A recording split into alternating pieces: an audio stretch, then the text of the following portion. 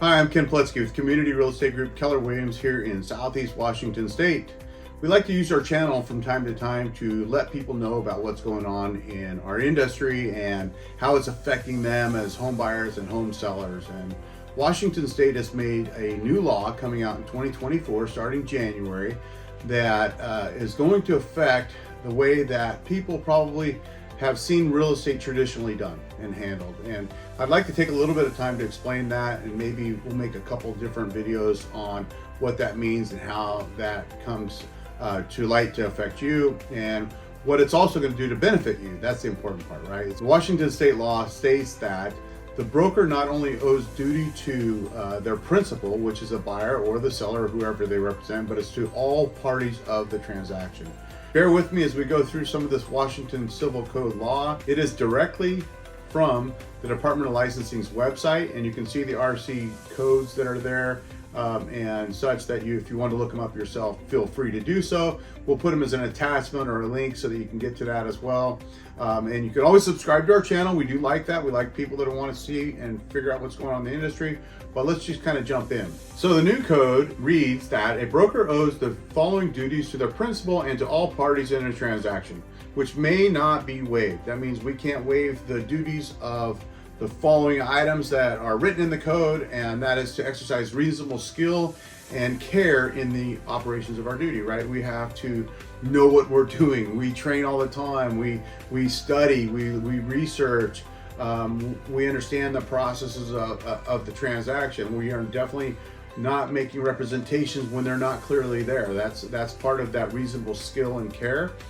We know contracts inside and out for the real estate, right? Because these are forms that we provide, and for you to buy a home or to sell a home, you'll be using some of our Washington State forms.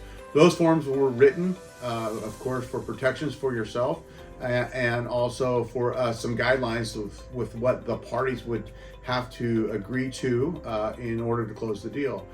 The other one is to deal honestly and in good faith, right? I mean, we would expect that. I don't understand why we would have any questions there, but I've got to tell you, I've done this for almost 29 years now in real estate, and there are agents out there that just aren't ethical or honest in some dealings, right? Sometimes they're looking at it as their own means to a paycheck, all right? Their best interest at heart, not the client's best interest. At Keller Williams, where I work from, our team here at Community Real Estate Group, we follow a win-win or no deal kind of guideline policy type of thing where, you know, the parties need to both be content with the way the negotiation went. And reality is they both have to come to terms that they agree with, right?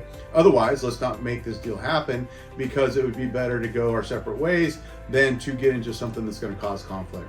And of course, the third one is to present all written offers, written notices, and other written communication to and from either party in a timely manner, right? You would think that that would not be a big deal either. And this is regardless of whether the property is subject to existing contract for sale or the buyer is already a party to existing contract to the purchase. So deliver our documents timely and deliver any offers in a timely manner. Generally within a 24-hour period, I can get you with an offer to my client that I receive, right? Most of the time, I'm doing it within the hour. That's just how I operate. That's why we have a team, because we can all fill in and help out in that situation. Obviously, if there's any notices or my time limits up on my contingencies, those types of things also have to be delivered timely. Otherwise, it could jeopardize the whole situation for the buyer or seller and have waived a contingency that should have never been waived, right? So the fourth one is to disclose all existing materials, facts known by the broker and not apparent or readily ascertainable to a party. Meaning, if I know of a subdivision coming in next to a property that's being built, and I can't expect you to assume that that property would never be built on, but so I need to disclose that, right? That would be one thing. If I know where an easement is, right? If I know there's an easement on there that's going to affect the shop that you wanted to build or the pool that you're putting in, it's my duty to disclose that, right? And these would be things that, yeah, they're kind of, you could find them, but you may not know how to read them or interpret them or what that would mean or how kind of an impact it's going to have. So as an agent, that's part of my responsibility as well. These are laws. I mean, this is what we're governed to by this state. And then we have our own code of ethics, and we have our own rules and regulations and MLS rules as well that protect the consumers out there. So you would think these would be, kind of just easily adoptable, or someone would follow them, but that is not always the case. And at Community Real Estate Group, we read these things and we make sure we pay attention to what's going on. The reason it is because we want to make sure that we're doing the very best for our clients. The fifth one is, of course, to account for timely manner for all money and property received on behalf of either party. This is when we get the earnest money, right? The contract says you have 3 days. Well, it better be there in 3 days, right? And some times that if there's a delay in that, we need to be following up with the proper notices, jumping back up into see it. Those types of things are important, and we have to take those very seriously, because the Department of Licensing can come in and actually take action against the agent if they're not doing that. And of course, the sixth one there is kind of new. This is some of the new stuff that's out there, and we are to provide a pamphlet of law of agency and what that means to be a representative of a buyer or a seller in certain situations. This is saying that we have to, any party that we broker renders any kind of residential brokerage services needs to be in an agency agreement or have disclosed that. So this is kind of the new part I was telling you about. This means that as a buyer representative, if I'm going to take you out and show you properties, I need to have went over the agency law and what that looks like and how we're going to work together, how compensation is going to be made, what the expectations are for me as your agent, and those types of things. That is an agreement that our team is set up to explain. That is an agreement our team is committed to follow in order to get you to your home purchase, right? The listing side of that has always been an agreement like that, right? When we sign a listing, we put in the MLS, we probably should be their agent already, right? I mean, it's required in our MLSs, but to the buyer side of things, it wasn't always required, and that's the newest, biggest law that change is happening right now. That buyers will now be in an agreement with any agent that's representing them as soon as they start providing services. I mean, that's an evaluation, that's a showing, that might be a consultation piece, right? Meaning that might be the first thing we talk about when you come into my office is, here's the process, let's show you what the big puzzle looks like, let's show you how we're going to put all the pieces together, and I want to make sure that we're representing you the best we can, and here's my obligations by the state on what I'm going to do to perform it. If you're agreeable and I'm agreeable, then we're both going to be signing this agreement and working off of an agency agreement. So that's part one of that. So part two is that if any party is not represented by a broker in a transaction, they still are entitled to what the agency disclosure looks like, right? Meaning you can be an unrepresented buyer. I don't encourage it.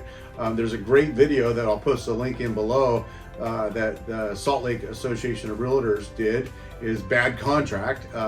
Because you don't want to have that written one-sided, right? You don't want to have the listing agent always saying, hey, not a problem, I'll just write it the way you want it. Not to say that that's not acceptable, and not to say that you wouldn't be treated fairly, but like we discussed, not all agents are following the laws out there. And there are realtors and there are real estate agents, and the two differ a little bit as far as their code of ethics and things like that. It should be us as humans. That's how we treat. We're moral, we have integrity, and all of those things that are in your corner for you. So then we move on to the next one, is to disclose in writing before the broker's principal signs an offer. And as soon as reasonably practical, but before the parties are mutually agreed. If I'm going to be part of it, part of a contract, you're buying a property from me, you're renting a property from me, I'm purchasing one, that I'm going to be making sure that I disclose that. So G tells us that we have to disclose in writing before an offer is signed, or reasonably thereafter, what side we're representing. Whether we're representing the buyer side, the seller side, and occasionally both sides. Not a big fan of dual agencies. I stopped doing them years ago. I just think there's a gray area there that you would not want to be involved in if you were making a big decision for a buyer or a seller, and trying to negotiate that can be a tangly web. It is still legal and it is still allowable. There's also the unrepresented buyer that we talked about as well, and that's where they choose not to have any representation at all, but want us as agents to facilitate writing an offer. And that does happen. I mean, especially if you have long time relationships with folks that are investors type. Of course, any compensation that's going to be involved must be disclosed when you're representing a party. So the buyer's agency covers representation and the fee agreement with that buyer. The listing agency agreement covers the listing side with a seller, and then if there's a seller offer of compensation to the buyer's agent, that's going to be published in the MLS. That'll also be written in that agreement. So most of that is done up front, and I would say that most agents are probably following that rule pretty well. And then, of course, unless otherwise agreed, a broker owes no duty to conduct an independent inspection of the property or to conduct an independent investigation of either party's financial conditions, owes no duty of independent verify accuracy and completeness of any statement made by either party or any source reasonably. This one's kind of a contradictory to the reasonable skills and efforts in such in a manner, right? I mean, we don't have a duty to do that, and I would look at it like more in the lines of the inspection. I'm not going to go out and conduct the inspection, but if I go out and I see something to do with the house or the roof or the property or something like that, I would bring it to your attention, right? I mean, this is a kind of a catch-all where it's a protection for agents in a sense. I mean, I can fall to that and say, well, it wasn't my job, I didn't have any responsibility there. However, it does say there in section 2 that I have a duty for reasonable skill and care. So that's kind of a toss up there, and who knows if Washington law won't address that in the future. So I hope this helped a little bit explain the new 2024 agency changes to agency law. And we're going to be doing some buyer broker representation pieces, some agent listing agreement pieces that are going to be coming up. So hopefully you stay tuned and subscribe to the channel and get more information. If you have questions, send them below. Send us an email. Jump on our website, communityrealestategroup.com.